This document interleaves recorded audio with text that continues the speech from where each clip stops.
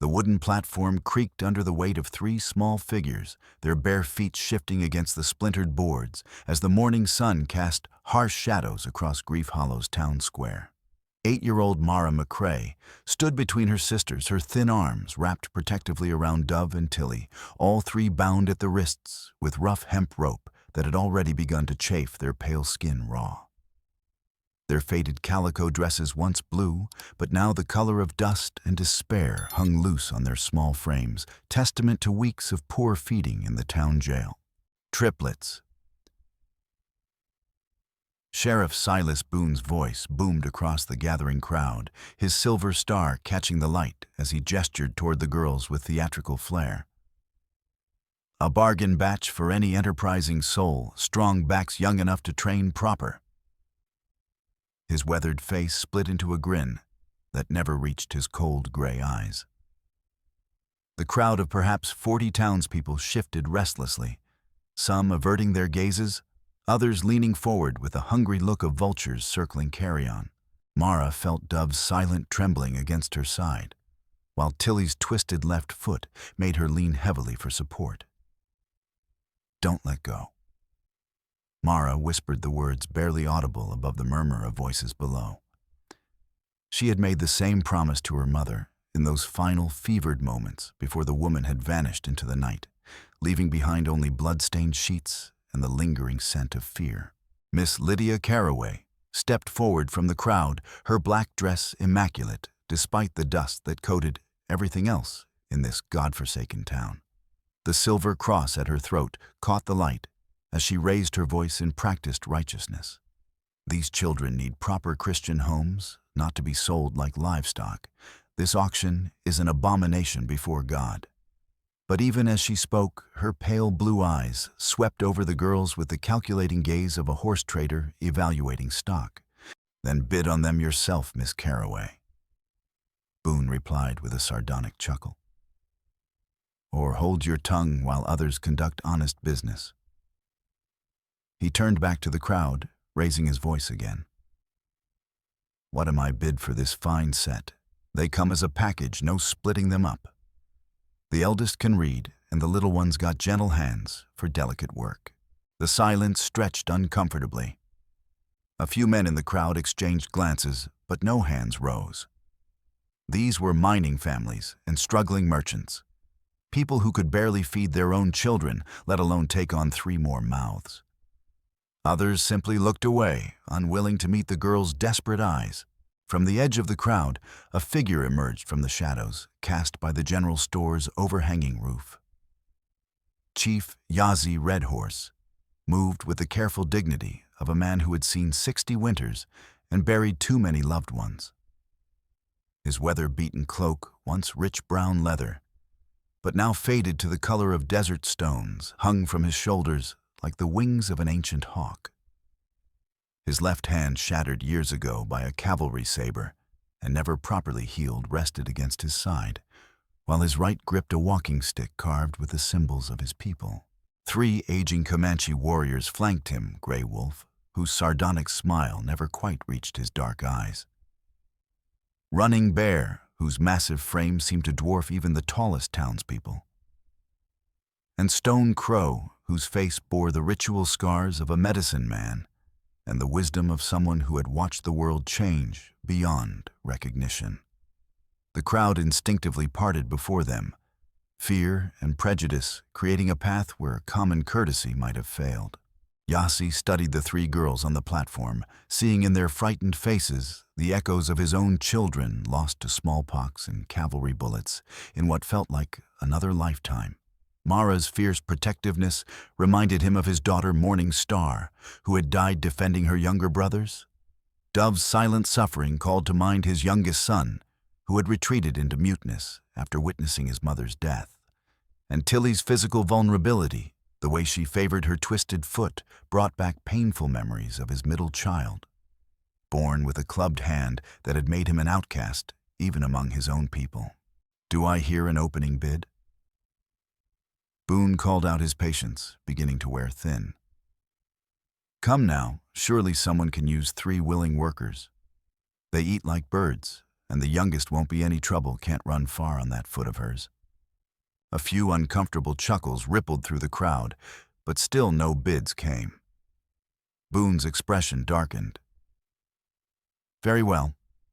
If no one wants them as workers, perhaps they'd serve better in other capacities. I know of establishments in Dallas that would pay good money for young trainable stock. The meaning behind his words hit the crowd like a physical blow. Several women gasped, and even some of the men shifted uncomfortably. This was crossing a line that even the hardened residents of Grief Hollow found difficult to stomach. That was when Yahzi stepped forward, his walking stick tapping against the hard-packed earth with each measured step. "I'll take them," he said, his voice carrying clearly across the silent square, despite being barely above a conversational tone. The crowd turned as one stunned expressions on faces that had seen everything the frontier could offer.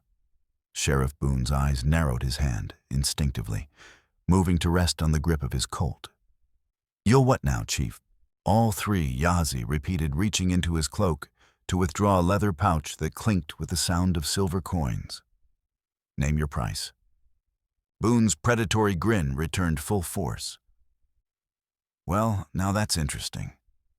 Didn't think your people had much use for white children, considering the history between us." He gestured vaguely toward the cemetery at the edge of town, where crude wooden crosses marked the graves of settlers killed in raids over the years. "Children are children," Yahzi replied simply. "They don't choose the color of their skin any more than they choose the cruelty of adults." Miss Carraway pushed through the crowd, her face flushed with righteous indignation. "This is preposterous. You cannot seriously consider selling Christian children to savages, Sheriff Boone. I demand you put a stop to this immediately." "Money's money, Miss Carraway," Boone replied with a shrug that spoke volumes about his priorities. "And the chief here seems to be the only one willing to put coin on the table. Unless you'd like to make a counteroffer." Carraway's mouth opened and closed like a fish out of water, clearly unprepared to back her moral outrage with actual currency. The crowd watched the exchange with the fascination of people witnessing a train wreck in slow motion.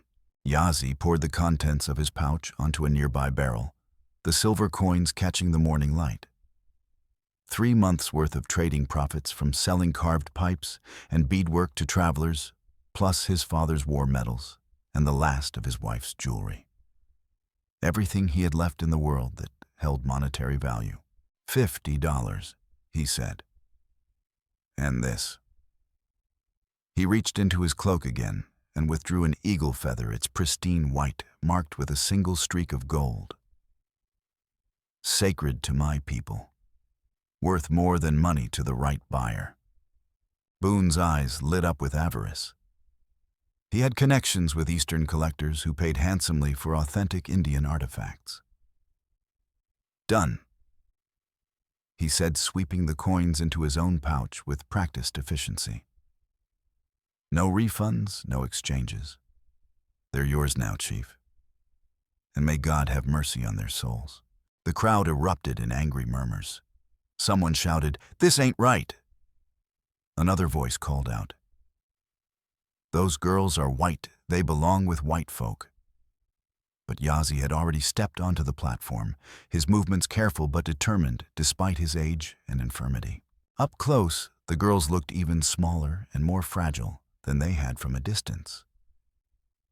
Mara's green eyes burned with a fierce intelligence that reminded him painfully of his own lost daughter, while Dove's brown eyes held depths of trauma that no child should ever have to endure.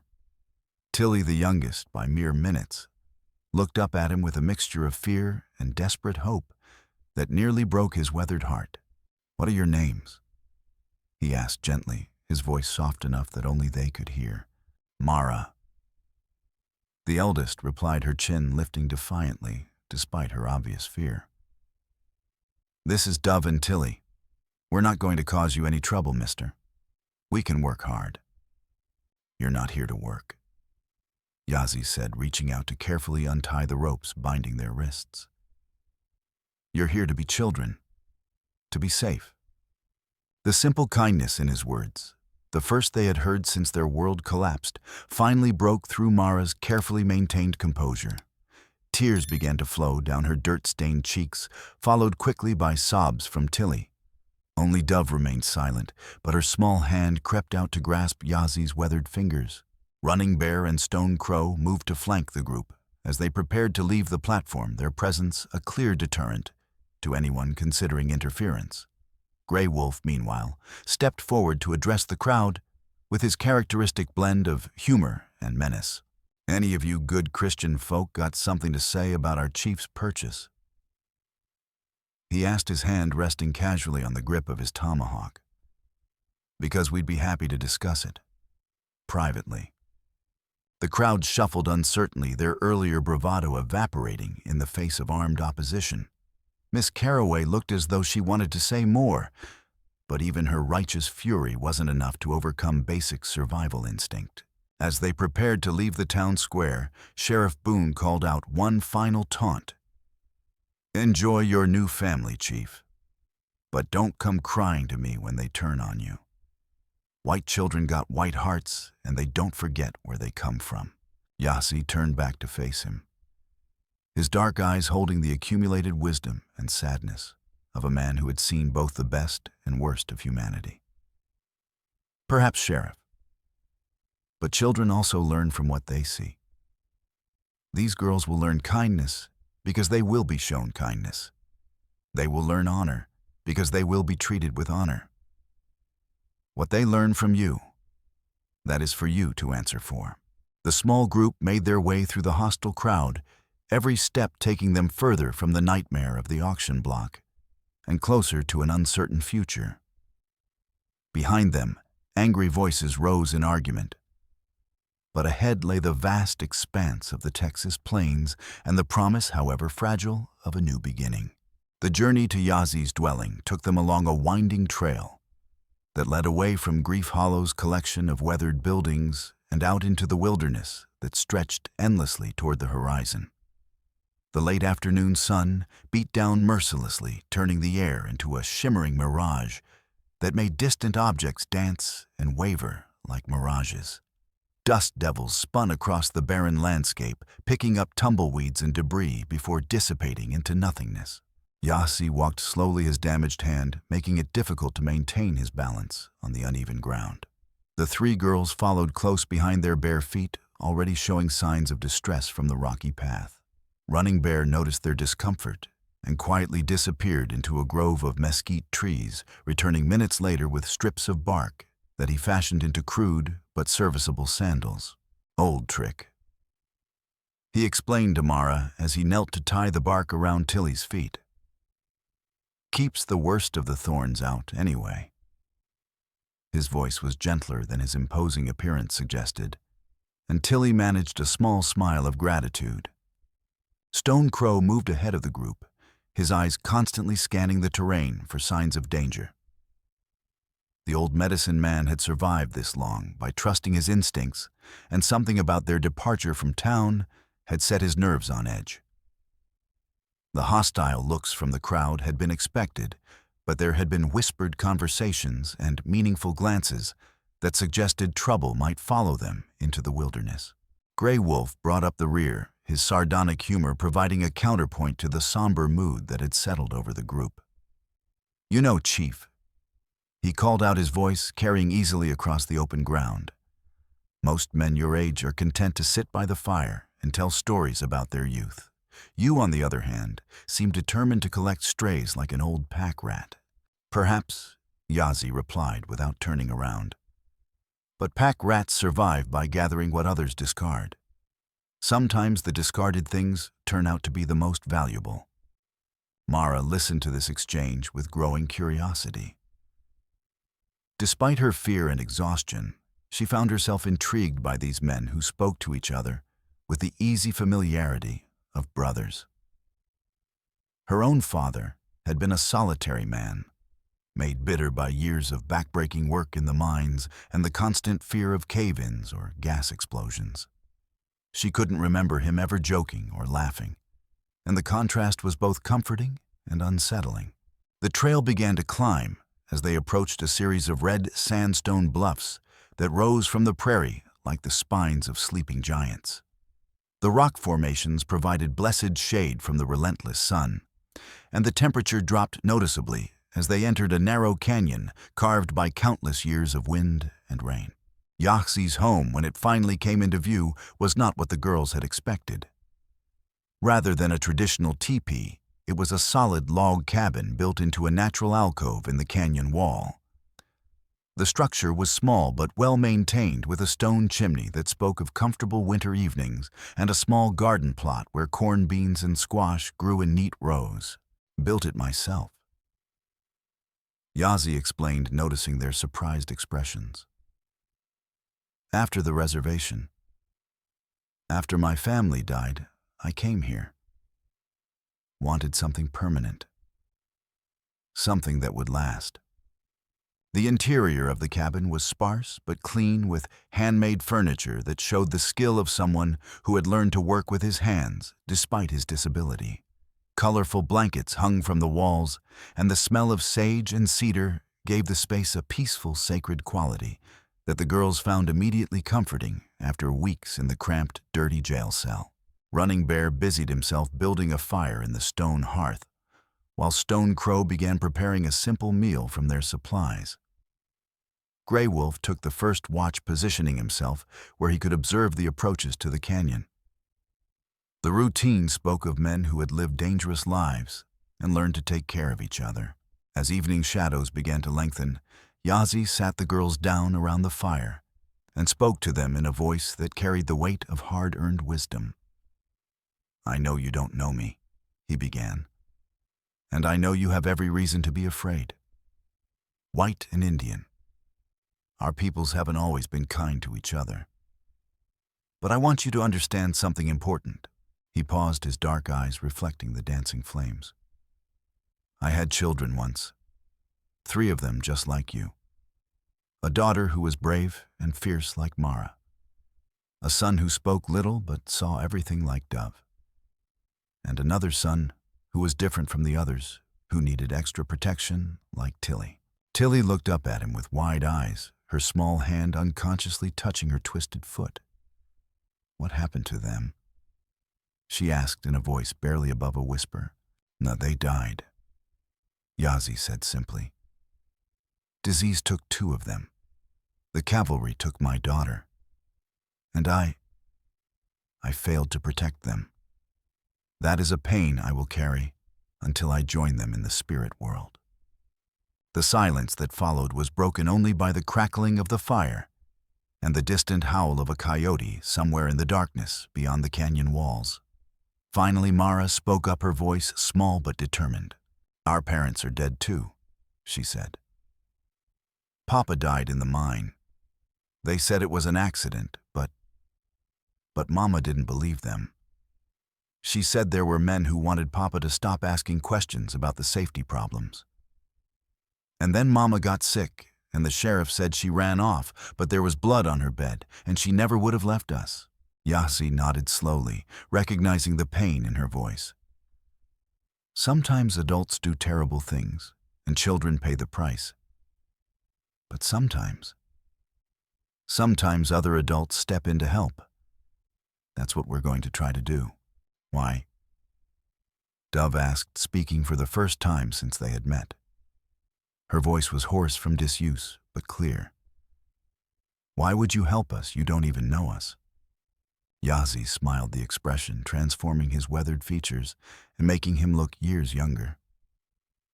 "Because every child deserves a chance to grow up safe and loved. Because my own children would want me to help other children if I could. And because maybe helping you will help heal some of the hurt in my own heart." Running Bear returned from checking the perimeter, his massive frame filling the doorway as he stepped inside. "All quiet out there?" he reported. "But I don't like how that crowd dispersed back in town. Too much whispering, not enough shouting. When people get quiet like that, it usually means they're planning something." Stone Crow looked up from the stew he was stirring. "We knew there would be trouble. The question is how much and how soon. Let them come," Grey Wolf called from his position near the window. "We've faced worse odds than a bunch of angry townspeople." But even as he spoke the brave words, all 4 men knew that their situation was precarious. They were vastly outnumbered, and while they had the advantage of knowing the terrain, they also had 3 children to protect. It would be a long night, and possibly a longer tomorrow. As the girls settled down to sleep on soft blankets near the fire, Mara found herself listening to the quiet conversation between the men as they planned their watch schedule. For the first time in weeks, she felt something approaching safety, even if it might be temporary. These men, these strangers who had stepped in when no one else would, were risking their lives for children they barely knew. It was a lesson in kindness that she would carry with her for the rest of her life, no matter how long that life might turn out to be. The attack came at dawn, just as the eastern sky was beginning to blush with the first hints of sunrise. Grey Wolf's warning shout cut through the morning stillness like a knife, followed immediately by the crack of rifle fire echoing off the canyon walls. Stone Crow rolled out of his blankets and grabbed his weapons in one fluid motion, while Running Bear was already moving toward the girls, his massive hands gentle as he gathered them away from the windows. How many, Yahzi asked, his own rifle appearing in his good hand as if by magic. 8, maybe 10. Grey Wolf called back, ducking as a bullet splintered the wooden shutter near his head. "They've got us surrounded on 3 sides, but the back of the canyon is still clear." Mara pulled her sisters down behind an overturned table, her heart hammering, as she recognized the voice shouting orders from somewhere beyond the cabin walls. Sheriff Boone had come for them, just as she had feared he would. The man was too greedy and too proud to let them go without a fight. "Red Horse," Boone's voice carried clearly across the canyon. "Send out the girls, and we'll let you and your boys ride away. Keep them, and we'll burn you out like the vermin you are." Yahzi's response was a well-placed shot that sent Boone scrambling for cover behind a boulder. "The children stay where they are," he called back. "If you want them, you'll have to go through us." The battle that followed was brief but vicious. The townspeople had the advantage of numbers, but Yahzi and his men had the benefits of cover and superior marksmanship. Years of hunting and warfare had taught them to make every shot count, while their attackers seemed to be firing more out of anger than accuracy. But as the minutes stretched into an hour, it became clear that the defenders were in serious trouble. Running Bear had taken a bullet through his left shoulder, and their ammunition was running dangerously low. Worse smoke was beginning to drift in through the gaps in the walls, indicating that someone had managed to set fire to the roof. "We can't hold them much longer." Stone Crow said, his voice grim, as he bound Running Bear's wound with strips torn from his own shirt. "And if this place goes up, we'll be cooked like rabbits in a burrow." Yahzi made a decision that would haunt him for the rest of his days. "Take the girls out the back way," he ordered. "Follow the canyon until you reach the river, then head north toward the old mission. Father Miguel will give you sanctuary." "Now what about you?" Running Bear asked, though his voice suggested he already knew the answer. "Someone has to hold them here long enough for you to get away," Yahzi replied. "And I'm the one they really want. Take Grey Wolf with you, the girls will need protection on the trail." Mara had been listening to this exchange with growing alarm. "No," she said, her voice fierce despite her fear. "We're not leaving without you. You saved us now. Let us help save you." Yahzi knelt down and took her face in his weathered hands, his dark eyes filled with a tenderness that reminded her painfully of her lost father. "Brave little warrior," he said softly. "But this is not your fight. Your job is to take care of your sisters and grow up to be the strong woman I know you can become." Before she could protest further, Stone Crow had scooped up Tilly while Grey Wolf took Dove's hand. "Come on, little ones," the medicine man said gently. "Time to go." As they reached the back entrance to the cabin, Running Bear, despite his wound, insisted on staying behind with Yahzi. "We've fought together for 30 years, he said simply. If this is where it ends, then we end it together. The last thing Mara saw as Grey Wolf pulled her into the canyon's back passage was Yahzi and Running Bear, standing side by side in the doorway, their rifles ready smoke swirling around them like the spirits of all the warriors who had gone before. The escape route led through a narrow cleft in the rock that opened onto a hidden valley where a small stream wound its way toward the distant river. Stone Crow led the way, with the sure-footed confidence of someone who had traveled these paths since childhood, while Grey Wolf brought up the rear, his eyes constantly scanning for signs of pursuit. They had been walking for perhaps an hour when the sound of gunfire from behind them suddenly ceased. In its place came something far worse, the triumphant shouts of men who believed they had achieved victory. Grey Wolf's expression darkened, and he unconsciously quickened his pace. "Are they—" Mara began, but couldn't bring herself to finish the question. "They're warriors." Grey Wolf said, his voice carefully neutral. "They'll do what warriors do." But even as he spoke the words, all of them knew that Yahzi and Running Bear were almost certainly dead. The girls had lost their protector, just as surely as they had lost their parents, and the future that had seemed so hopeful just hours before now appeared bleak and uncertain once again. It was Dove who broke the silence that had settled over the group like a funeral shroud. He said we were supposed to take care of each other. She said, her voice small but determined. "That's what families do." Tilly nodded, wiping tears from her dirt-stained cheeks. "We'll remember him. We'll remember all of them. And we'll be the kind of family they wanted us to be." Stone Crow looked down at the three girls with something approaching awe. In the space of a few hours, they had been through more trauma than most adults experienced in a lifetime. Yet they were already talking about honoring the memory of the man who had died to save them. Perhaps there was hope for the future after all. As they continued their journey toward an uncertain future, none of them noticed the lone rider following their trail at a discreet distance. Sheriff Boone had not achieved his current position by being easily fooled, and he had no intention of letting his valuable merchandise escape into the wilderness. The old Indian and his friend had put up a good fight, but in the end they had only delayed the inevitable. The real hunt was just beginning.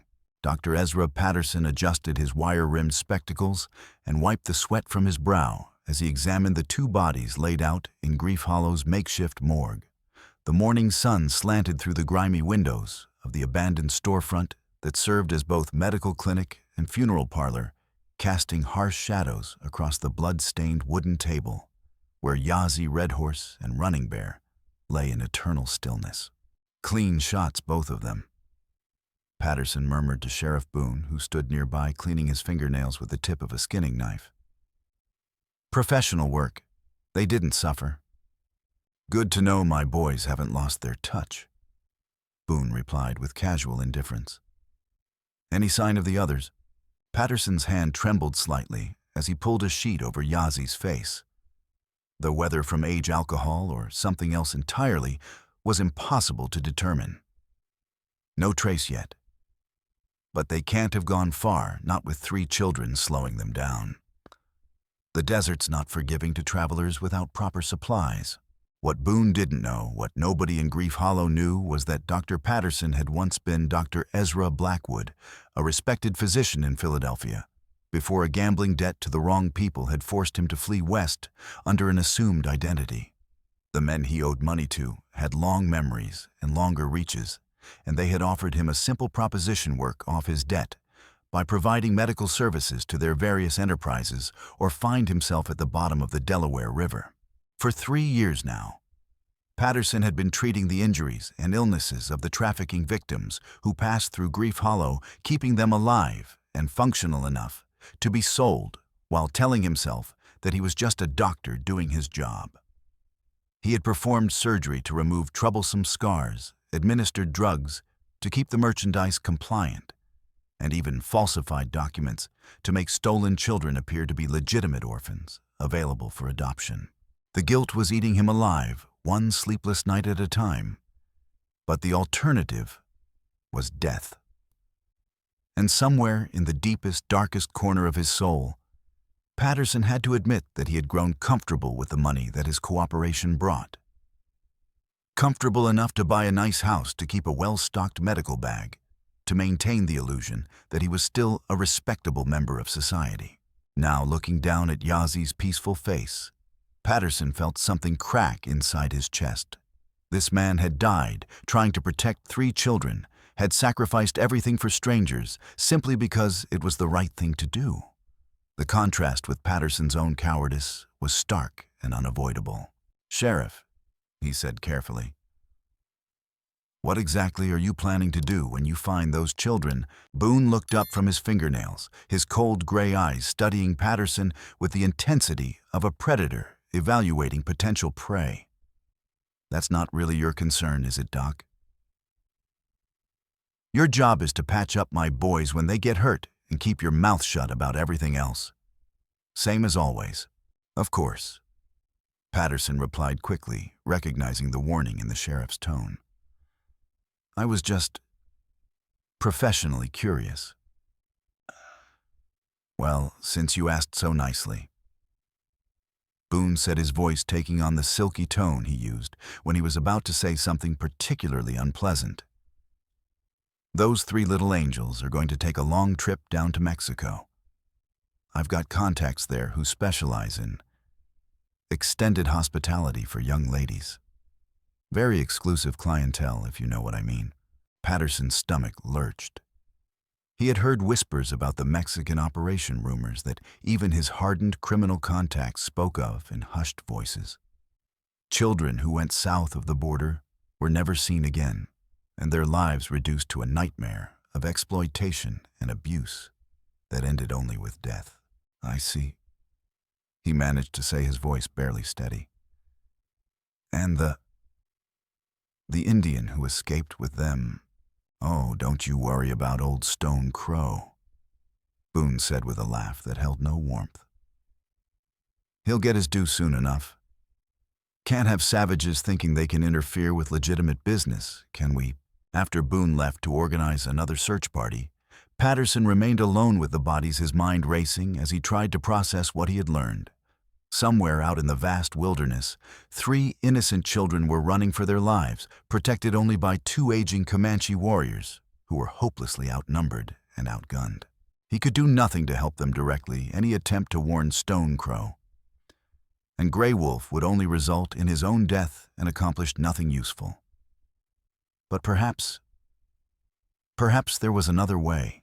Patterson reached into his medical bag and withdrew a small brown bottle filled with a clear liquid. Chloral hydrate, a powerful sedative that was virtually tasteless when mixed with alcohol. He had been saving it for a special occasion, though he had never been quite sure what that occasion might be. Now he knew. That evening, as Boone's search party prepared to ride out at first light, Patterson made his way to the Silver Dollar Saloon with a bottle of his finest whiskey. "Drinks on me, boys," he announced to the room full of deputized volunteers. "To honor the fallen and wish luck to the living." The men cheered and gathered around as Patterson poured generous shots all around, making sure that each glass contained a carefully measured dose of the sedative. "To justice," he toasted, raising his own glass of untainted liquor. "To justice," the men echoed and drained their glasses. Within an hour, half of Boone's search party was unconscious, while the other half was too groggy to sit a horse, let alone track fugitives across rough terrain. The sheriff himself had consumed enough of the doctored whiskey to ensure that his own departure would be delayed by at least 12 hours. It wasn't much, but it was something. Patterson had finally found the courage to act, even if it was too little and too late to save his own soul. As he walked home through the empty streets of Grief Hollow, he found himself thinking about Yahzi Red Horse and the sacrifice the old warrior had made for 3 children he barely knew. Perhaps redemption was still possible even for a coward like himself. Perhaps it was never too late to choose the right side in the war between good and evil that raged in every human heart. But first, he would have to survive long enough to make that choice matter. The limestone caverns stretched deep into the earth beneath the Badlands. a labyrinthine network of tunnels and chambers carved by underground rivers over countless millennia. Stone Crow led the way through the darkness, his weathered hands moving confidently along the rock walls as he navigated by memory and instinct. Behind him, Grey Wolf carried Tilly on his back, while Mara and Dove followed close behind, their small hands linked together for comfort and guidance. They had been walking for what felt like hours, though. In the absolute blackness of the caves, time became meaningless. The only sounds were their own breathing, the soft scuff of their feet on stone, and the distant drip of water somewhere in the depths. Grey Wolf had fashioned torches from dry branches and cloth torn from his shirt, but he was using them sparingly to avoid creating smoke that might betray their location to pursuers. How much further? Mara whispered, her voice barely audible in the oppressive silence.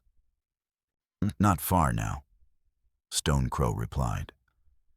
These tunnels connect to a river passage that leads to the old Spanish mission. Father Miguel has been hiding refugees for 20 years. He'll keep you safe. What he didn't tell them was that the passage they were following was treacherous, even in daylight, with hidden chasms and unstable rock formations that could collapse without warning. In darkness, with 3 exhausted children, the journey was bordering on suicide. But the alternative facing Boone's men in open country was certain death. As they pressed deeper into the cave system, Dove began to sense something wrong in the air around them. The youngest of the triplets had always been unusually sensitive to her surroundings, able to detect changes in weather or mood that others missed entirely. Now that same intuition was screaming warnings that she couldn't quite articulate. "Stop," she said suddenly, her voice sharp enough to bring the entire group to a halt. "What is it?" Grey Wolf asked, lowering Tilly gently to the ground and reaching for his knife. "Listen," Dove whispered. They all stood perfectly still, straining their ears against the silence. At first there was nothing. Then, faint but unmistakable, came the sound of voices echoing through the tunnels from somewhere behind them. Male voices speaking in the harsh tones of men who were angry and determined. How did they find us so quickly? Stone Crow muttered, his weathered face creased with worry. "Someone must have talked," Grey Wolf replied grimly. "Or maybe they know these caves better than we thought." The truth was even worse than they suspected. Sheriff Boone had indeed found a guide who knew the cave system intimately, Dr. Patterson, who had been forced to reveal the location of the hidden passages under threat of immediate execution. The doctor's attempt to drug the search party had bought them some time, but not enough to reach safety. Now, as the sounds of pursuit grew closer, Stone Crow made a desperate decision. "There's another way," he said. "More dangerous, but it might throw them off our trail. Follow me." He led them down a narrow side passage that angled sharply downward, the walls closing in until they were forced to move in single file. The air grew noticeably cooler and more humid, and soon they could hear the sound of running water somewhere ahead. The passage opened into a vast underground chamber, its ceiling lost in darkness high above their heads. An underground river rushed through the center of the cavern, its black waters reflecting the flickering light of Grey Wolf's torch, like a mirror made of liquid obsidian. The only way forward was across the water, using a series of stepping stones that were slippery with moisture and treacherously uneven. "I can't swim," Tilly said in a small voice, staring at the rushing water with obvious terror. "You won't have to," Stone Crow assured her. "We'll help you across, but we have to move quickly, the water's rising." Indeed, the recent rains had swollen the underground river to dangerous levels, and the stepping stones that had been easily navigable a few days ago were now barely visible above the churning surface. One slip would mean death in the icy current, and even a strong swimmer would have little chance of survival in the darkness. Grey Wolf went first, his sure footing and natural balance, allowing him to cross quickly despite the poor visibility. Stone Crow followed with Tilly clinging to his back, the old medicine man's experience showing, as he carefully tested each stone before putting his full weight on it. That left Mara and Dove to cross alone. The two sisters stood at the edge of the water, holding hands, and gathering their courage for what might be their final journey together. Behind them, the voices of their pursuers were growing distinctly louder, accompanied by the dancing light of torches that suggested Boone's men had found the entrance to the chamber. "Together," Mara said firmly. "Whatever happens, we stay together." They stepped onto the first stone, then the second, their small hands gripping each other tightly as they fought to maintain their balance on the slippery surface. The roar of the water was deafening, drowning out all other sounds, making communication impossible. They were halfway across when disaster struck. A loose stone shifted under Dove's foot, sending her tumbling toward the rushing water with a cry of terror. Mara lunged forward, her hand closing around her sister's wrist, just as Dove's body hit the current. The shock of the cold water and the sudden weight nearly pulled Mara into the river as well. But she managed to brace herself against the next stepping stone and hold on with desperate strength. Dove thrashed in the current, her free hand clawing at the slippery rock as she fought to keep her head above water. "Don't let go," Mara shouted, though she wasn't sure if her voice carried over the roar of the water. "I've got you." But even as she spoke the words, Mara could feel her grip weakening. Dove was small for her age, but she was also waterlogged and panicking, making her effectively much heavier than normal. Mara's arm felt like it was being pulled from its socket, and her fingers were beginning to slip on Dove's wet skin. Just when it seemed that both girls would be swept away by the current, a strong hand closed around Mara's wrist and hauled both sisters to safety on the far shore. Grey Wolf had returned, risking his own life to complete the rescue that Stone Crow's arthritis made impossible. "Brave girl," he panted, wrapping both sisters in his coat. "But next time, maybe let the adults do the heroic rescuing, eh?" The moment of relief was short-lived. As they caught their breath, the first of Boone's men appeared at the entrance to the chamber, their torches casting wild shadows on the cavern walls. Sheriff Boone himself was among them, his face twisted with rage as he realized that his quarry was about to escape once again. "There," he shouted, raising his rifle. "Don't let them get away." The sound of gunfire echoed through the cavern like thunder bullets, ricocheting off the stone walls and sending chips of rock flying in all directions. Stone Crow pushed the girls toward the exit passage, while Grey Wolf returned fire, his own shots carefully aimed to discourage pursuit rather than kill. But as they reached the mouth of the passage that would lead them to safety, a horrifying sound filled the air. The deep, grinding rumble of stone shifting under stress. The gunfire had destabilized an already precarious section of the cavern's ceiling, and now tons of limestone were beginning to give way. "Cave in," Stone Crow shouted. "Everyone out now." But even as he spoke, he realized that they couldn't all make it. The passage was narrow, barely wide enough for one person at a time, and the ceiling was already beginning to crack ominously. Someone would have to stay behind to hold off Boone's men, or the falling rock would trap them all in the cavern forever. Without hesitation, Stone Crow made the ultimate sacrifice. "Take the girls and go," he told Grey Wolf. "I'll hold the passage as long as I can." "You can't," Grey Wolf began, but Stone Crow cut him off with a sharp gesture. "Go now, that's an order." Grey Wolf hesitated for one agonizing moment, torn between loyalty to his old friend and duty to the children they had sworn to protect. Then he gathered Mara and Dove under his arms, while Tilly clung to his back and plunged into the narrow passage just as the first massive stones began to fall. Behind them, Stone Crow stood alone in the mouth of the passage, his rifle speaking repeatedly as he fired at the advancing men, while the world collapsed around him. The last thing Grey Wolf heard was the old medicine man's voice, raised in the ancient war song of their people, defiant and proud, even in the face of certain death. When the avalanche finally stopped and there was nothing but silence and tons of fallen rock where the passage had been, Stone Crow was gone, along with any hope of immediate pursuit from Boone's men. But the cost of their escape had been terrible. 3 innocent children had now lost 2 more protectors in the space of a single day. As Grey Wolf led them through the remaining passages toward the distant mission, Mara found herself thinking about the price that others were paying for their freedom. First Yahzi and Running Bear, now Stone Crow, all dead because they had chosen to help 3 orphaned strangers rather than look the other way.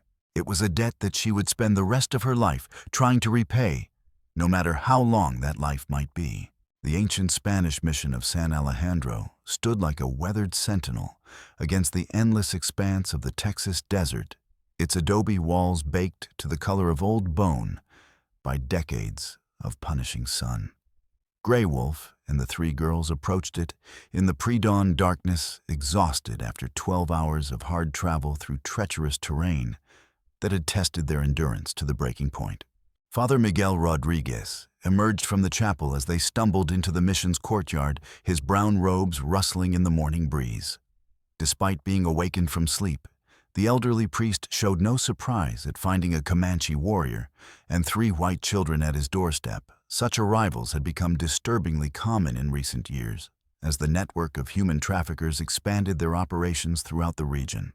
Grey Wolf, Father Miguel said in accented English, his weathered face creased with concern. Where are the others, Yahzi and his men? Dead. Grey Wolf replied simply, his voice heavy with grief and exhaustion. All of them. We're all that's left. The priest crossed himself and murmured a brief prayer in Spanish before gesturing toward the mission's main building. Come. You must be hungry and tired. We'll speak more when you've had food and rest.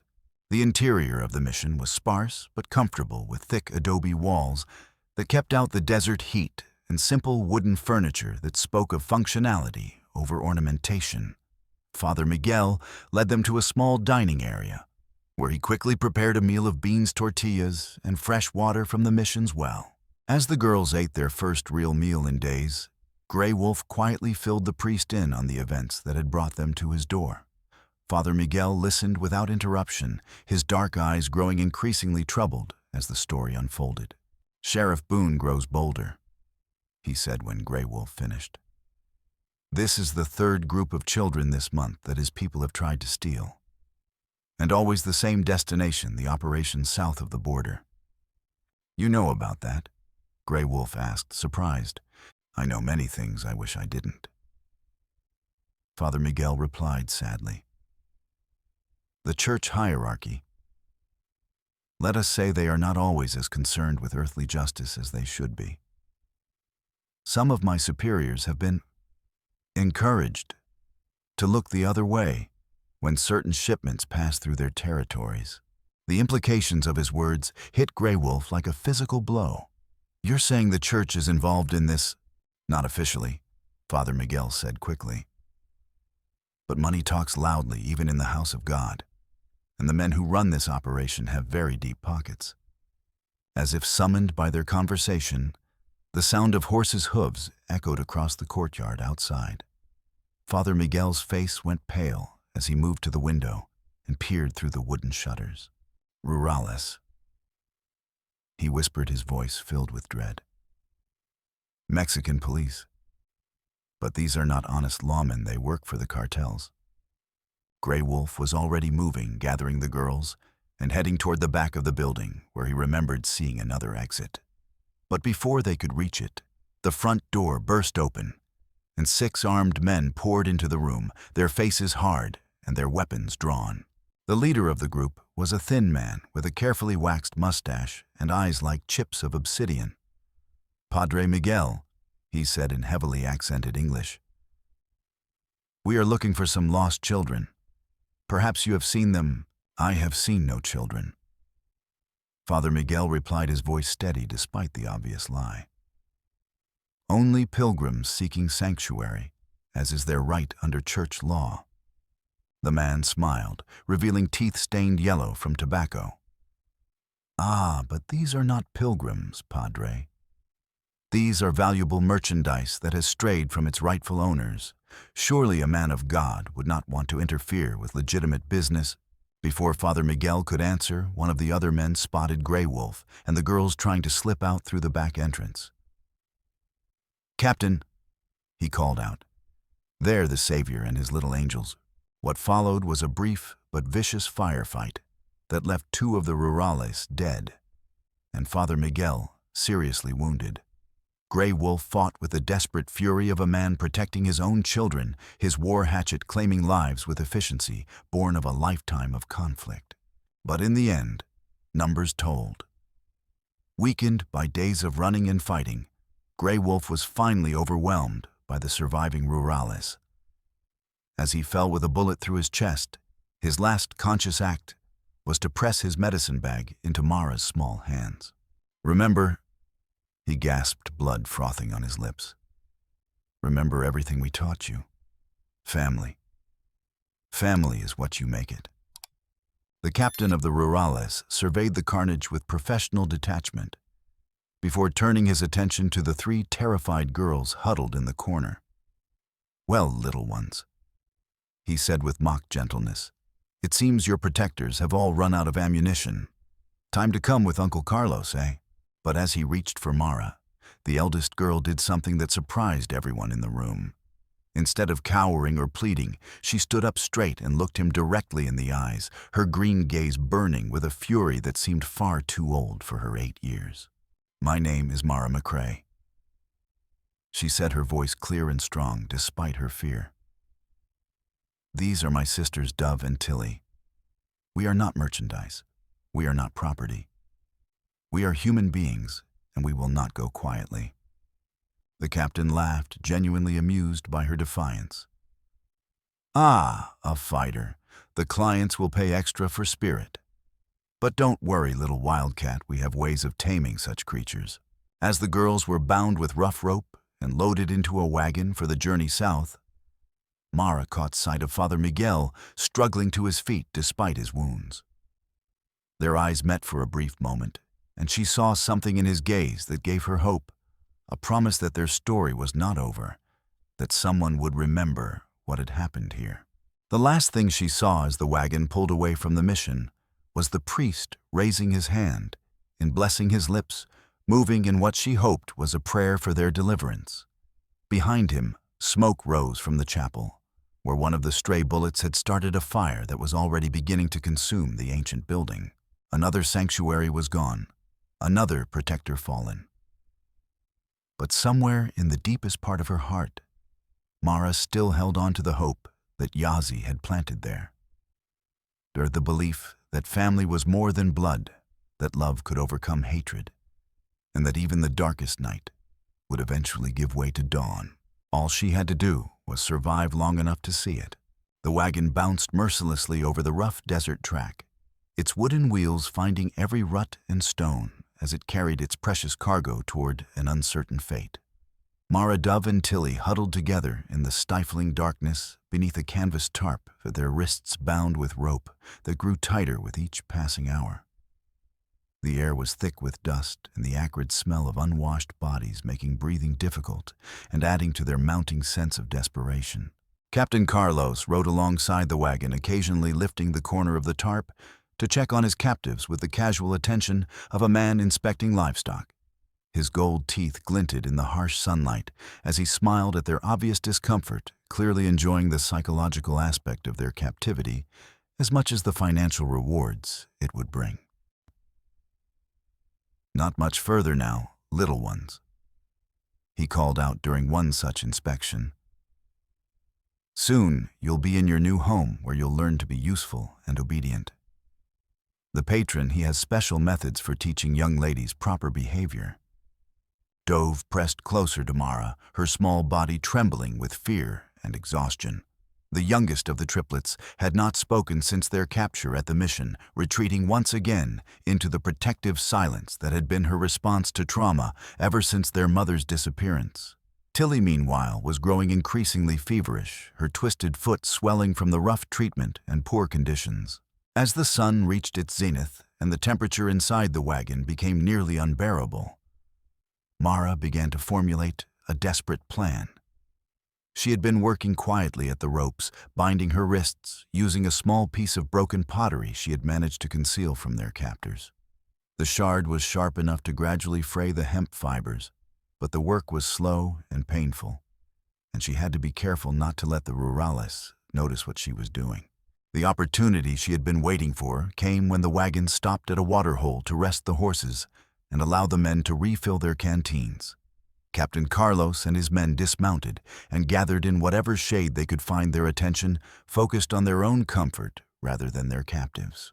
Working with frantic intensity, Mara managed to cut through the last of her bonds just as one of the guards approached to offer them water.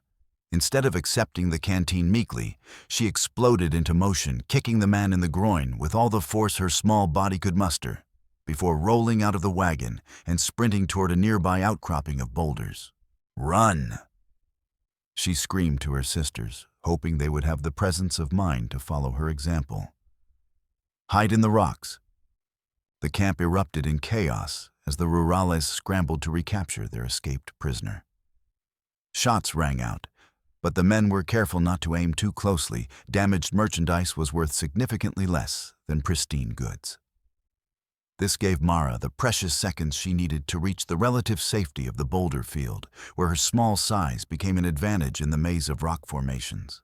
Behind her, she could hear Dove and Tilly attempting their own escape, though Tilly's injured foot made her progress painfully slow. One of the rurales caught up to her within moments, but Dove surprised everyone by biting the man's hand hard enough to draw blood before darting away in a different direction. For a few chaotic minutes, it seemed as though the girls might actually manage to escape. They knew the landscape better than their captors expected, having spent weeks traveling through similar terrain with Yahzi and his men. The lessons in survival and concealment that Grey Wolf had taught them proved invaluable as they used every trick they had learned to evade pursuit. But their freedom was short-lived. Captain Carlos had not survived years in his dangerous profession by being easily outwitted by children, no matter how clever they might be. He sent his men to surround the boulder field, while he himself tracked each girl's path with the patience of a professional hunter. Tilly was the first to be recaptured, her injured foot betraying her when she needed speed the most. Her cries of pain as she was dragged back to the wagon brought tears to Mara's eyes, but she forced herself to remain hidden and wait for a better opportunity. Dove lasted longer, her natural agility and the survival skills she had absorbed from their Comanche protectors serving her well in the rocky terrain. But exhaustion and dehydration finally took their toll, and she was found unconscious in a narrow crevice where she had tried to squeeze herself out of sight. That left only Mara alone among the boulders, with the sun beating down mercilessly and her water supply completely exhausted. She could hear Captain Carlos calling to her, his voice artificially sweet and reasonable, as he tried to convince her to surrender voluntarily. "Little wildcat." He crooned his words, echoing off the rock formations. "You cannot hide forever. The desert will kill you long before you reach help. Come out now, and I promise your sisters will not be punished for your foolishness." The threat against Dove and Tilly was what finally broke Mara's resolve. She had promised to protect them, had sworn to their dying mother that she would keep the family together no matter what. She couldn't let her own pride and desperation endanger the two people she loved most in the world. Slowly, painfully, she emerged from her hiding place with her hands raised in surrender. Captain Carlos smiled as he saw her, the expression of a predator who had finally cornered his prey after an entertaining chase. "There's my brave little fighter," he said, his voice dripping with false affection. "Did you enjoy your adventure? I hope so, because it will be your last taste of freedom for a very long time." But as the rurales moved to bind her arms once again, Mara noticed something that gave her a spark of hope. In the distance, barely visible through the heat, shimmer rising from the desert floor, a dust cloud was approaching from the north. It was too far away to make out details, but the size and speed suggested multiple riders moving at a fast pace. Captain Carlos had noticed it too, his predatory smile fading as he reached for his spyglass. When he lowered the instrument, his face was grim with worry. "Federales," he spat, using the Spanish term for federal police. "Someone must have reported our activities. We need to move now." But even as his men rushed to break camp and reload the wagon, it became clear that they were not going to escape in time. The approaching riders were closing the distance rapidly, and the heavy wagon loaded with captives could not match their speed across the open desert. Captain Carlos made a decision that would haunt his nightmares for the rest of his life. Rather than risk capture with evidence of his crimes, he decided to eliminate the witnesses and attempt to escape with just his men and whatever gold they could carry. Kill them. He ordered his men, drawing his own pistol and pointing it at Mara's head. All three, make it quick. But before he could pull the trigger, the sound of approaching hoofbeats was joined by something else. War cries, in a language that Mara recognized with a surge of desperate hope.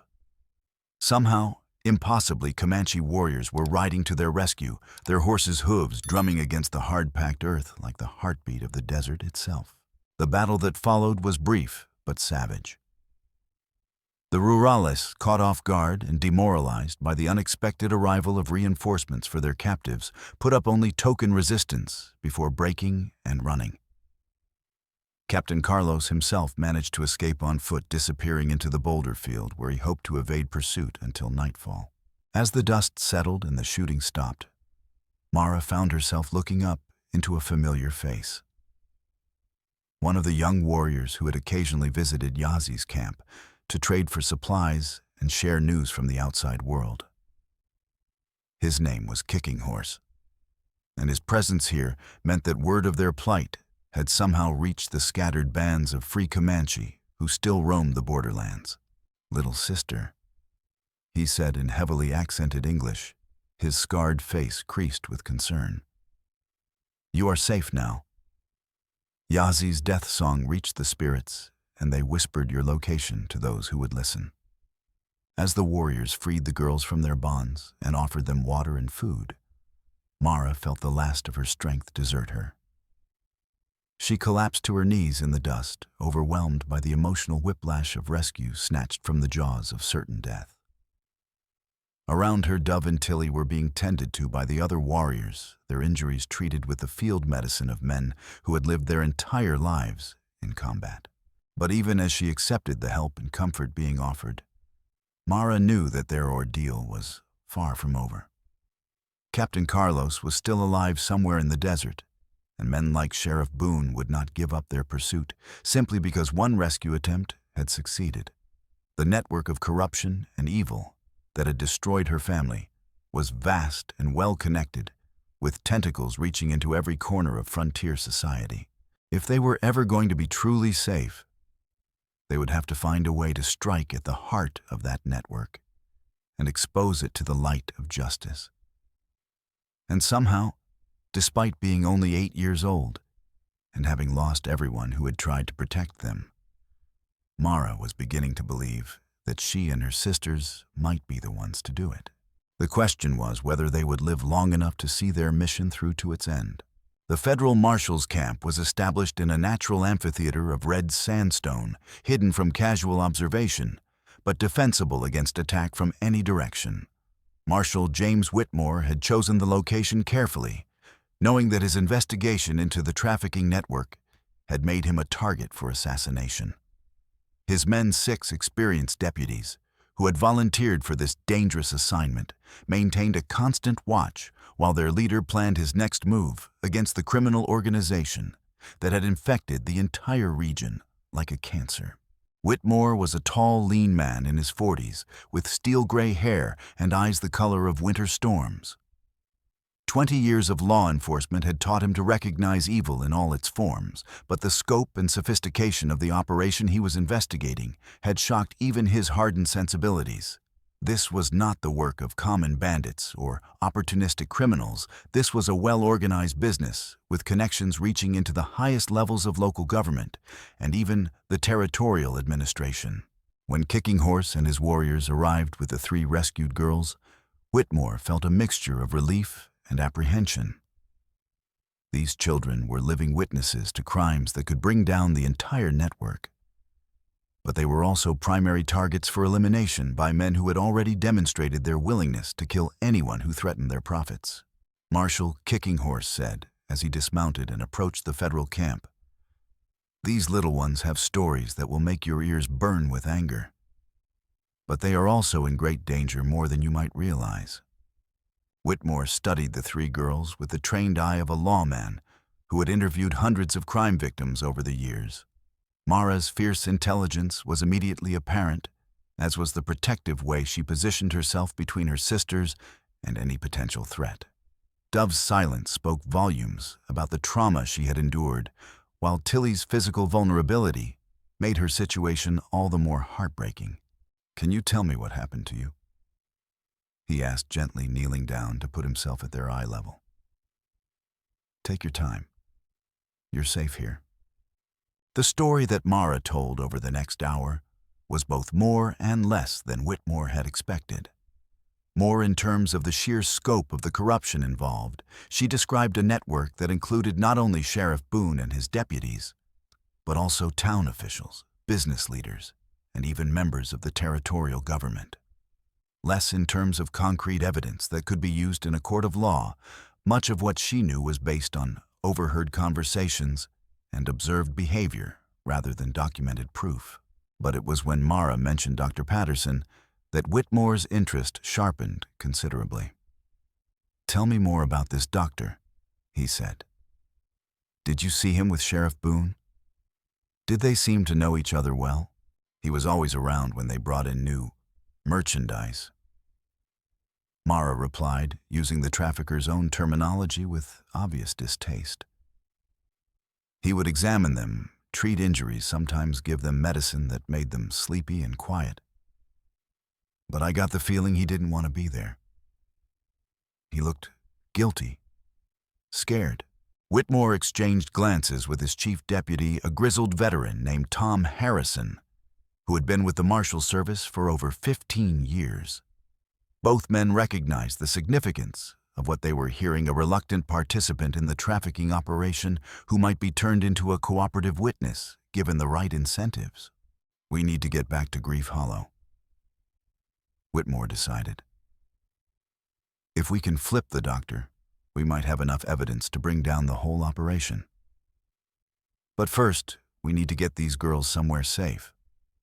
Kicking Horse shook his head firmly. "They stay with us.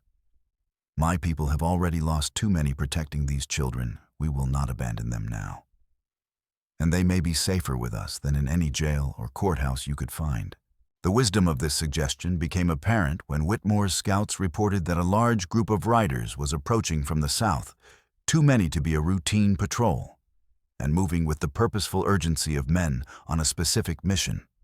It seemed that Sheriff Boone had managed to track down their location and was coming to collect his valuable merchandise one final time. How many, Whitmore asked, already knowing the answer would not be good news. "At least 20, came the reply.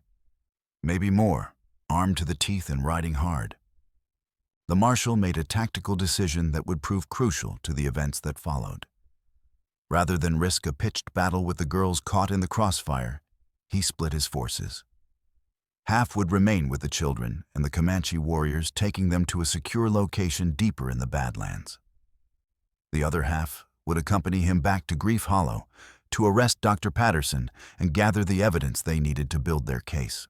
But as the two groups prepared to separate, Mara stepped forward with a request that surprised everyone present. "I want to go with you," she said, addressing Marshal Whitmore directly. "I can identify the people involved. I know where they keep the other children." "Absolutely not," Whitmore replied immediately. "It's far too dangerous. These men have already tried to kill you once. I won't give them another opportunity. But you need me." Mara insisted, her young voice carrying a conviction that was startling in its intensity. "Dr. Patterson will never trust you enough to tell the truth. But he knows me. He knows what we've been through. He might listen to me." The debate that followed was brief, but heated, with valid arguments on both sides. In the end, it was Kicking Horse who provided the deciding factor. "The little warrior speaks wisdom," he said, "and she has earned the right to see justice done." My men and I will guard her with our lives. She will be as safe with us as she would be anywhere else." Reluctantly, Whitmore agreed to the arrangement, though he insisted on additional precautions. Mara would be disguised as a boy to reduce the chances of recognition, and she would remain with the Comanche warriors at all times, never entering the town itself unless absolutely necessary. As the two groups prepared to part ways, Dove finally broke her silence once more. "Be careful, Mara," she whispered, her voice hoarse with emotion. "Come back to us. We need you." "I will," Mara promised, embracing both her sisters tightly. "And when I do, this nightmare will finally be over. For all of us." But even as she spoke the words, Mara couldn't shake the feeling that the worst was yet to come. They were entering the heart of enemy territory, where Sheriff Boone wielded absolute power, and their enemies outnumbered them by dozens to one. One mistake, one moment of carelessness, and everything they had fought for would be lost forever. The final confrontation was approaching, and Mara could only pray that she would prove worthy of the sacrifices that so many had made to bring her to this moment. Dr. Patterson's hands shook as he poured his third whiskey of the morning, and the amber liquid sloshing against the sides of the glass like liquid courage that refused to take hold. Through the grimy window of his office, he could see the activity in Grief Hollow's main street, too much activity for a normal day, with riders coming and going at all hours and tension crackling in the air like electricity before a thunderstorm. Word had reached town about the failed rescue attempt in the desert, along with disturbing reports that federal marshals were operating in the area. Sheriff Boone's carefully constructed empire was beginning to show cracks, and everyone involved in the trafficking operation knew that desperate men often made fatal mistakes when they felt cornered. The doctor's internal struggle was becoming unbearable. For 3 years, he had told himself that he was just a medical professional, providing necessary services, that he had no choice but to cooperate with Boone's demands. But the image of Yahzi Red Horse's peaceful face in death haunted his dreams, a constant reminder of the courage he himself lacked. A soft knock at his back door interrupted his brooding. Patterson froze, his heart hammering as he considered the possibilities. It could be Boone with new orders or threats. It could be one of the trafficking victims in need of medical attention. Or it could be federal agents coming to arrest him for his crimes. What he didn't expect was to find Mara McCrae standing on his doorstep, disguised as a young Indian boy, but unmistakable to someone who had seen her face in his nightmares for weeks. Behind her, barely visible in the shadows of the alley, were 2 Comanche warriors whose presence radiated deadly competence. "Dr. Patterson," Mara said quietly, her green eyes burning with an intensity that seemed far too old for her 8 years. "We need to talk." Patterson's first instinct was to slam the door and run. But something in the girl's voice stopped him. This was not the terrified child who had cowered on the auction block weeks ago. This was someone who had seen the worst that humanity could offer, and somehow found the strength to keep fighting. "You shouldn't be here," he whispered, glancing nervously up and down the alley. "If Boone finds out..." "Sheriff Boone is about to face justice for his crimes," Mara replied. "The question is whether you're going to be standing with him or with the people trying to stop him." She stepped inside without invitation, forcing Patterson to either shut her out or admit her to his office. After a moment's hesitation, he chose the latter, gesturing for her to sit, while he poured himself another drink, with hands that trembled like autumn leaves. "You don't understand the situation," he said, his voice slurred slightly from the alcohol. "I'm not involved by choice. These men, they have ways of ensuring cooperation, ways that don't leave room for moral considerations." "I understand more than you think," Mara replied. "I understand that you've been helping them hurt children because you're afraid of what they'll do to you if you refuse. I understand that you probably tell yourself you're just following orders, just doing your job." Patterson flinched as though she had slapped him. "It's not that simple." "It is exactly that simple." Mara interrupted her voice, cutting through his excuses like a knife through tissue. My mother is dead because of men like Sheriff Boone. My father died in that mine because someone didn't want him asking questions about safety violations. And dozens of children have disappeared into slavery because people like you chose to look the other way, rather than risk your own comfort. The brutal honesty of her words hit Patterson like a physical blow. Here was a child, a little girl who should have been playing with dolls and learning to read, delivering a moral judgment that cut straight to the heart of his cowardice. "What do you want from me?" he asked, his voice barely above a whisper. "I want you to be the man you were before fear made you into something else," Mara said. "I want you to help us stop this before more children die. And I want you to remember that courage isn't the absence of fear, it's doing what's right despite being afraid." Before Patterson could respond, the sound of approaching horses filled the air outside.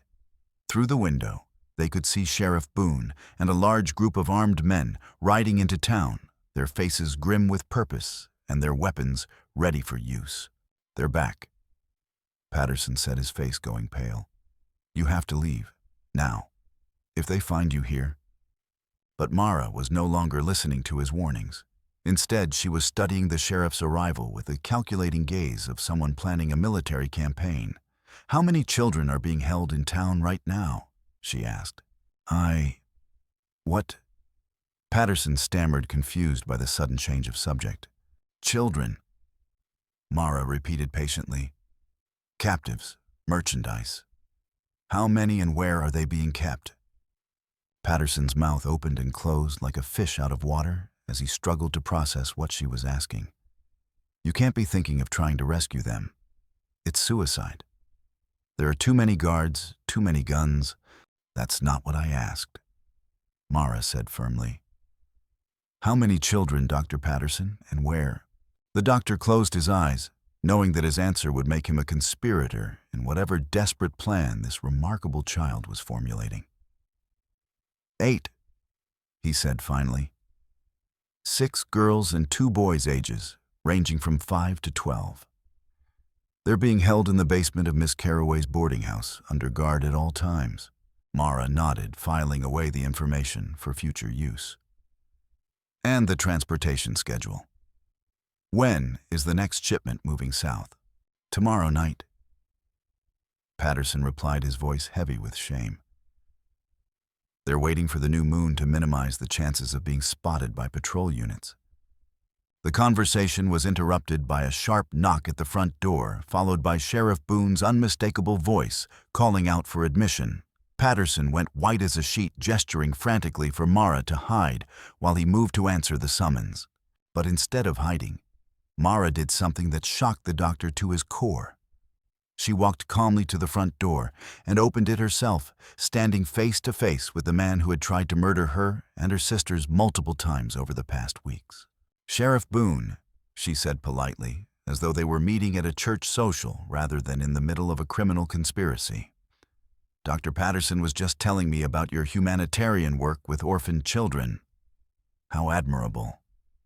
For a moment, Boone was too stunned to react. The child standing before him was supposed to be dead or in chains, not calmly engaging him in conversation while wearing Indian disguise. But his shock quickly gave way to rage as he recognized the opportunity that had just presented itself. "Well, well," he said, his hand moving to rest on the grip of his pistol. "If it isn't little Mara McCrae, you've caused me a considerable amount of trouble, young lady. But that's about to end. What happened next would be talked about in Grief Hollow for generations to come." Instead of drawing his weapon immediately, Boone made the mistake of assuming that an 8-year-old girl posed no threat to a grown man with decades of violent experience. He was wrong. Mara had spent weeks learning survival skills from some of the most dangerous warriors on the frontier. She had watched Grey Wolf demonstrate knife-fighting techniques, had seen Stone Crow set snares, and Traps had absorbed countless lessons in combat and stealth that most children her age would never encounter. As Boone reached for his gun, Mara moved with the fluid grace of a striking snake. A small blade, one of Grey Wolf's throwing knives that she had kept hidden since his death, appeared in her hand and found its mark in the sheriff's wrist, causing him to drop his weapon with a cry of pain and surprise. Before he could recover, the two Comanche warriors who had been waiting in the shadows struck with lethal efficiency. The confrontation was over in seconds, leaving Sheriff Boone unconscious on Dr. Patterson's floor, while his deputies lay bound and gagged in the alley outside. "Well," Mara said to the shell-shocked doctor, stepping over Boone's prone form as though he were a piece of furniture, "I believe this changes the situation considerably. Don't you think it's time to choose a side, Dr. Patterson?" And as Patterson looked into the eyes of this extraordinary child, this 8-year-old warrior who had just single-handedly captured the most feared man in the territory, he finally found the courage that had been hiding in his heart all along. "Yes," he said, his voice stronger than it had been in years. "I believe it is." The hidden cavern beneath Miss Carroway's boarding house reeked of fear and despair, its limestone walls weeping moisture that collected in fetid pools on the uneven floor. 8 children huddled together in the dim light, filtering down through a grated opening, their faces bearing the hollow-eyed look of young souls who had seen too much horror for their tender years. Martha Carroway descended the wooden steps with the measured tread of a woman who had long ago made peace with her own damnation. In her hands, she carried a tray of thin gruel and stale bread, enough to keep her captives alive and functional, but not enough to give them the strength to cause trouble. Behind her, 2 armed guards ensured that the children's despair remained absolute and their compliance total. "Dinner time, little angels," she announced with false cheer, her voice echoing off the stone walls like the call of a carrion bird. "Eat up. Tomorrow is going to be a very special day for all of you." The children said nothing, having learned that speaking out of turn only brought pain. They accepted their meager rations with the mechanical obedience of broken spirits, each lost in their own private nightmare of memory and fear. The youngest, a 5-year-old boy named Timothy, had not spoken a word since arriving 3 weeks ago, his wide blue eyes reflecting a trauma too deep for tears. What none of them knew was that their salvation was approaching through the very tunnels that their captors believed made the location impregnable. Mara, guided by Dr. Patterson's detailed knowledge of the underground layout, was making her way through a network of natural passages that connected to the artificial cavern where the children were held. With her moved a small but deadly force kicking horse, and 3 of his most experienced warriors, Marshal Whitmore and 2 federal deputies, and Dr. Patterson himself, who had insisted on coming despite the obvious dangers. The doctor's guilt over his years of complicity drove him to seek redemption through action, regardless of the personal cost. The plan was simple in concept, but terrifying in execution. They would infiltrate the cavern system through the hidden passages, neutralize the guards silently, and extract the children before Carroway's people realized what was happening.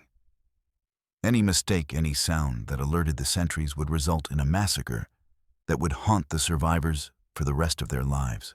As they approached the final passage that led to the holding area, Mara found herself thinking about Yahzi Red Horse and the lessons he had tried to teach her about courage and sacrifice. The old chief had died believing that family was more than blood, that love could overcome hatred, and that even the smallest light could drive back the deepest darkness. Now, as she prepared to put those beliefs to the ultimate test, Mara whispered a silent prayer to whatever spirits might be listening. She asked not for safety or success, but for the strength to honor the memory of those who had died protecting her and her sisters. The first guard died without making a sound, kicking Horse's war hatchet, finding its mark with surgical precision. The second guard, alerted by some primitive instinct, managed to open his mouth to shout a warning before Marshal Whitmore's knife silenced him forever. In the sudden deathly quiet that followed, the rescue team could hear the muffled voices of the children and their remaining captors echoing from the chamber beyond. But as they prepared to make their final approach, disaster struck with the suddenness of a lightning bolt. Miss Carroway, Her years of criminal experience, having taught her to trust her instincts, had detected something wrong in the atmosphere of her underground domain. Instead of leaving the children under minimal guard as usual, she had brought additional men down into the cavern, men who were now positioned between the rescue team and their objective. "I know you're out there," Caraway called into the darkness, her voice carrying the calm confidence of a woman who held all the cards. "Federal marshals, I assume, and Indians, and probably that troublesome little brat who's caused us so much inconvenience." She paused, letting the silence stretch until it became almost unbearable. "Here's what's going to happen. You're going to drop your weapons and surrender, or I'm going to start cutting throats. One child every minute until you comply. And I'll start with the youngest." The sound of a child's terrified whimper echoed through the tunnels, followed by Timothy's voice crying out in pain and fear. Caraway had made good on her threat, using a knife to draw blood from the boy's arm as a demonstration of her resolve. Marshal Whitmore's face was grim as he considered their options. A direct assault would result in the deaths of most or all of the children they were trying to save. Surrender would likely mean their own execution and the continuation of the trafficking operation. There seemed to be no good choices, only degrees of catastrophe. But Mara was already moving her small size, allowing her to squeeze through a crack in the cavern wall that the adults had dismissed as too narrow to be useful. She emerged behind Caraway's position, invisible in the shadows cast by the flickering torches that provided the chamber's only illumination. What followed was a moment of pure crystalline violence that would be burned into the memories of everyone present for the rest of their lives. Mara struck from behind, with one of Grey Wolf's throwing knives, the blade finding the gap between Caraway's ribs with unerring accuracy. The woman's scream of pain and rage was cut short as she collapsed, her weapon clattering uselessly on the stone floor. The guards, confused and demoralized by the sudden loss of their leader, offered only scattered resistance as the rescue team poured into the chamber.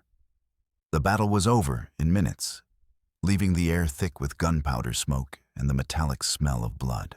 But even as they began freeing the terrified children, Mara knew that their victory came at a terrible price. She had taken a human life, had crossed a line that could never be uncrossed. The weight of that knowledge settled on her young shoulders, like a lead cloak, heavy with implications she was only beginning to understand. Dr. Patterson moved among the rescued children with professional efficiency, checking for injuries and signs of abuse, while Marshal Whitmore coordinated the evacuation. The federal lawman's face was troubled as he watched Mara standing apart from the others, her young features marked by a maturity that no 8-year-old should possess. "Are you all right?" he asked gently, kneeling down to put himself at her eye level. Mara looked at him with eyes that held depths of sorrow and wisdom that seemed far too ancient for her face. "I did what I had to do," she said simply, "to save them, to stop the hurting." "That doesn't make it easier," Whitmore replied, understanding more than most, not if the burden that came with taking a life, even in defense of innocence. "No," Mara agreed. "But Yahzi told me that sometimes the price of protecting family is higher than we want to pay. He said that real courage is paying that price anyway." As they led the rescued children toward freedom through the winding tunnels, Mara found herself thinking about her sisters and the promise she had made to return to them. The nightmare was finally over, the trafficking network broken, and justice had been served with the brutal efficiency of frontier law. But the cost would stay with her forever. 6 months after the final confrontation in Miss Caraway's underground chamber, the settlement that had once been known as Grief Hollow was struggling to reinvent itself under a new name and a new sense of purpose. The town council, purged of its corrupt members and rebuilt with honest citizens, had voted to rename their community Hope's End, a recognition both of the terrible events that had taken place there and of their commitment to ensuring that such horrors would never happen again. The McCrae sisters had become unlikely symbols of that transformation. With the help of Marshal Whitmore and the territorial government, they had established a refuge for orphaned and abandoned children on the land that had once belonged to Yahzi Red Horse. The old chief's cabin had been expanded into a proper facility with dormitories, classrooms, and workshop spaces where young people could learn useful trades. But the path to this apparent happy ending had been neither straight nor smooth. The legal proceedings following the exposure of the trafficking network had taken months to resolve, with trials and investigations that revealed the scope of the corruption to be even greater than anyone had initially suspected. Several prominent citizens from neighboring towns had been arrested, and the scandal had reached all the way to the territorial capital. More challenging still had been the social aftermath. While many residents of Hope's End had embraced the changes and supported the children's refuge, others remained resentful of the upheaval that had destroyed their comfortable indifference to the suffering around them. Property values had declined as the town's reputation for lawlessness spread, and some businesses had failed as their owners' connections to the criminal network were exposed. Mara, now 9 years old, and bearing responsibilities that would challenge most adults, found herself walking a careful line between optimism and realism. As she worked to build a sustainable future for the dozens of children who had come to depend on the refuge. The federal government provided some funding, and charitable donations from churches and civic organizations helped cover basic expenses. But money was always tight, and the work was never ending.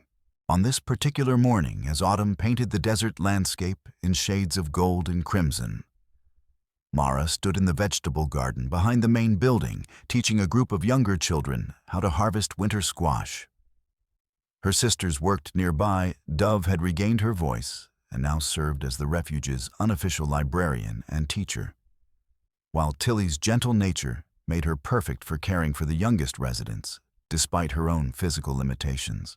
Dr. Patterson approached from the direction of the main road, his medical bag in hand, and his face bearing the calm satisfaction of a man who had found his true calling.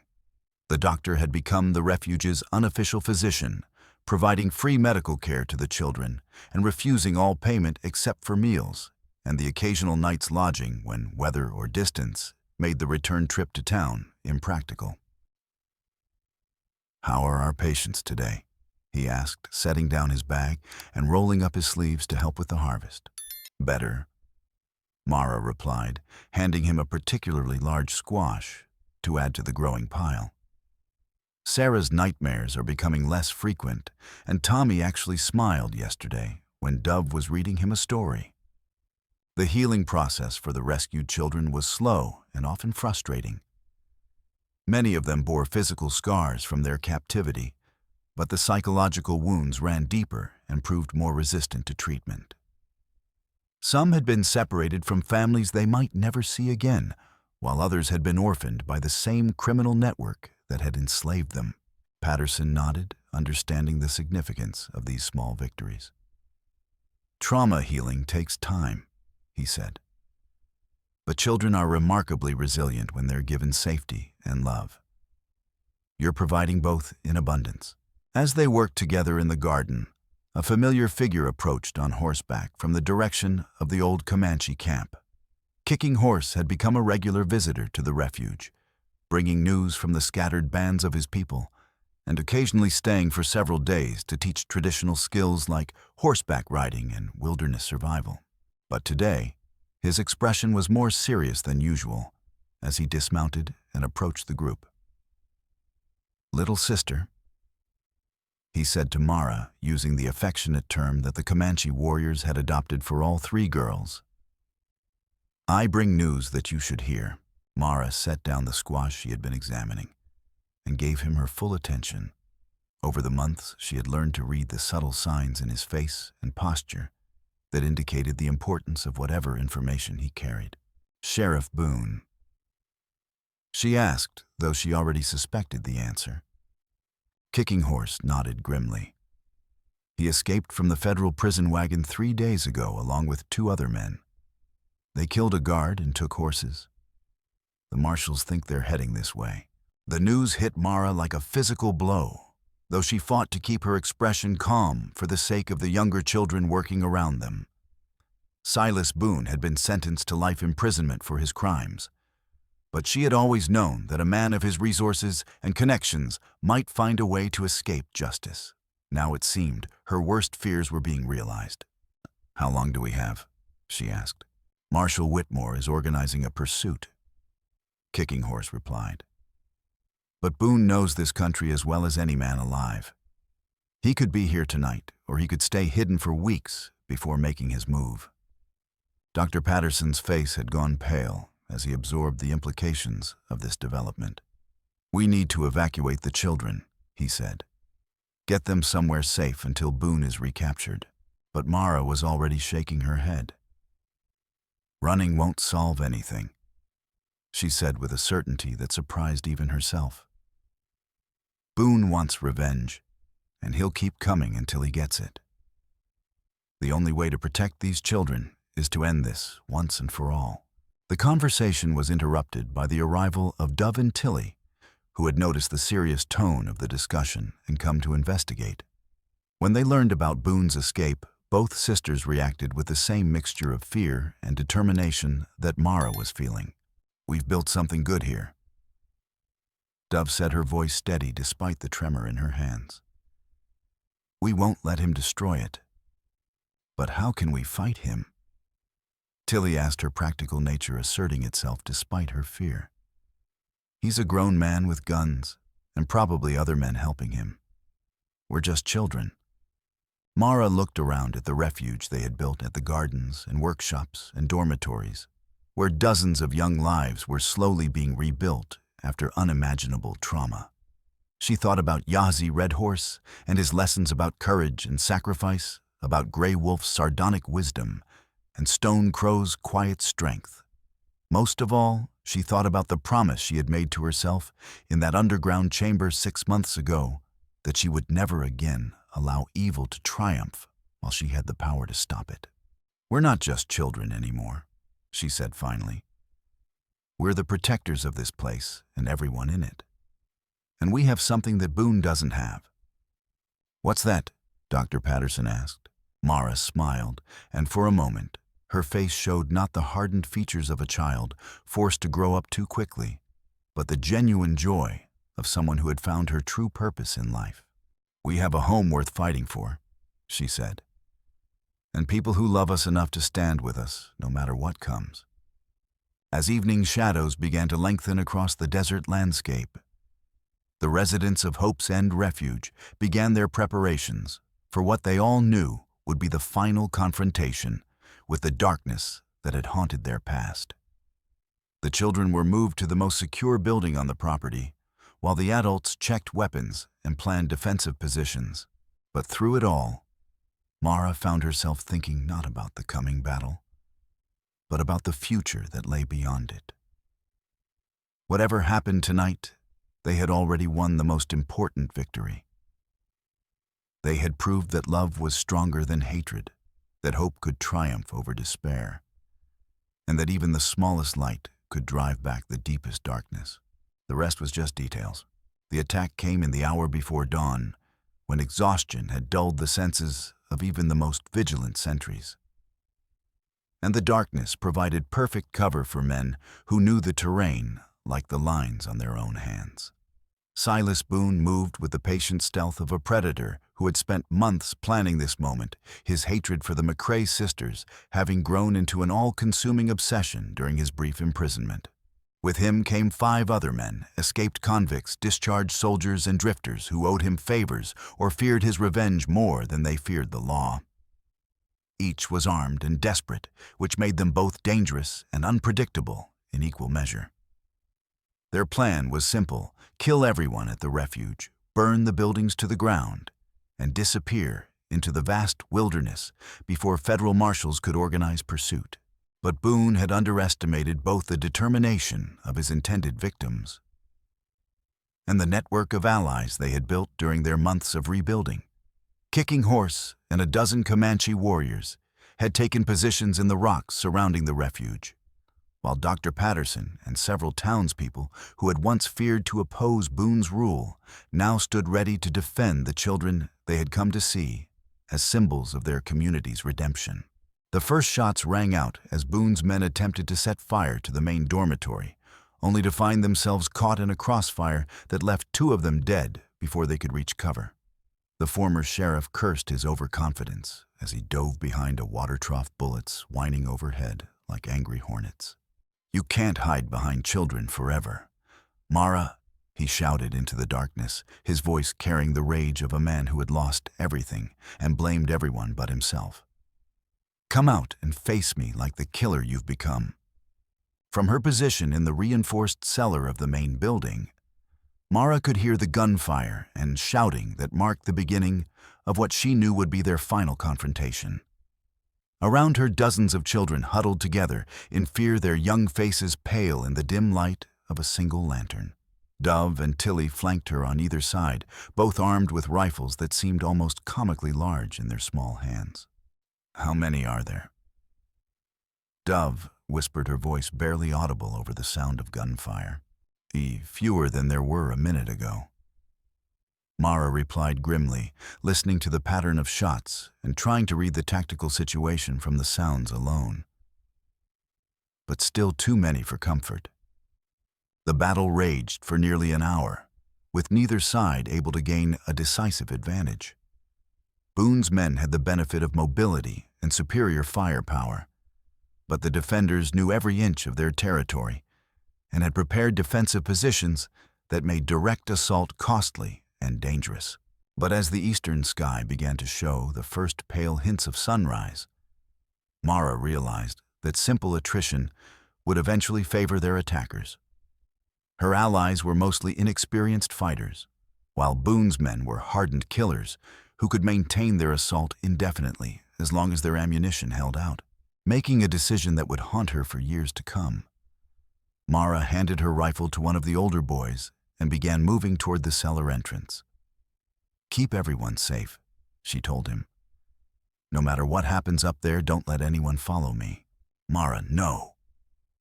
Dove grabbed her sister's arm, her eyes wide with terror. "You can't go out there. It's suicide. He came here for me." Mara replied gently but firmly, removing her sister's grip.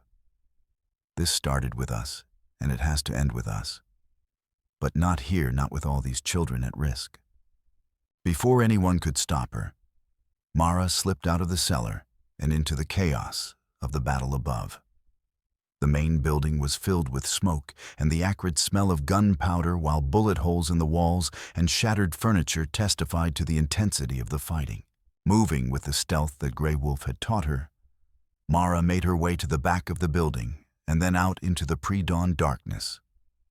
Her destination was the old cemetery, where Yahzi Red Horse lay buried beside his faithful companion Running Bear, along with Stone Crow and the other warriors who had died protecting her family. It seemed fitting that the final confrontation should take place there, among the graves of those who had sacrificed everything, for the principle that innocence deserved protection and evil deserved punishment. Boone was waiting for her when she arrived, his weathered face visible in the pale light of approaching dawn. He stood among the simple wooden crosses and carved stones, his gun drawn, but pointed at the ground in a gesture that might have been respect for the dead or simply tactical caution. "So you came after all," he said, his voice carrying a mixture of satisfaction and something that might have been grudging admiration. "I thought you might. You've got spine, I'll give you that. More than most adults I've known. I came to end this." Mara replied, her own weapon held steady despite the trembling in her hands. "Too many people have died because of your greed and hatred. It stops here."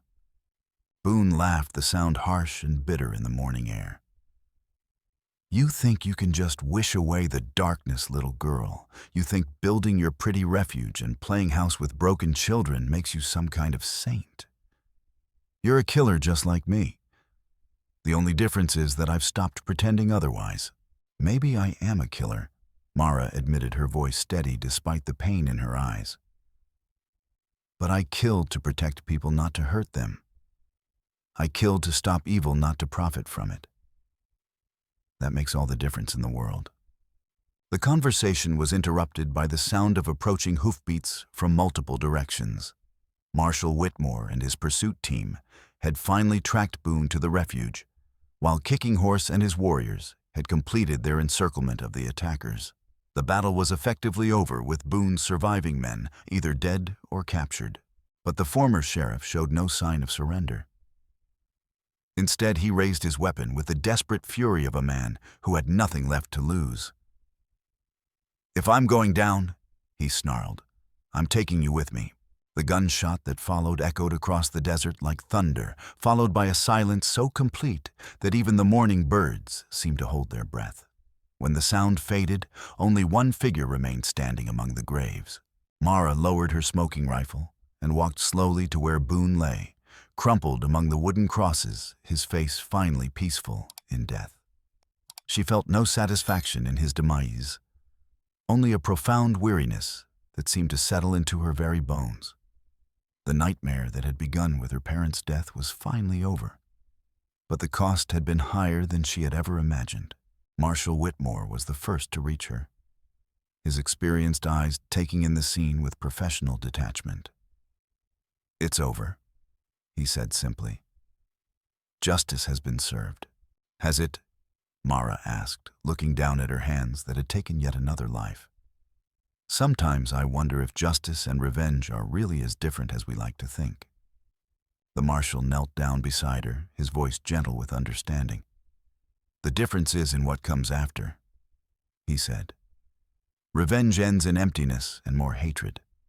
Justice builds something better from the ashes of what was destroyed." As the sun rose fully above the eastern horizon, painting the desert landscape in shades of gold, and Rose Mara found herself standing at the crossroads between her traumatic past and an uncertain but hopeful future. The refuge would continue to grow, providing sanctuary for children who had nowhere else to turn. The town of Hope's End would continue its transformation, from a place of fear to a place of healing. And she would continue to carry the lessons that Yahzi Red Horse had taught her about courage, sacrifice, and the true meaning of family. The old chief had died believing that love was stronger than hatred, that hope could triumph over despair, and that even the smallest light could drive back the deepest darkness. Looking around at the faces of those who had stood with her in the final battle, her sisters, her friends, her allies, both Indian and white Mara, realized that his faith had been justified. They had built something beautiful.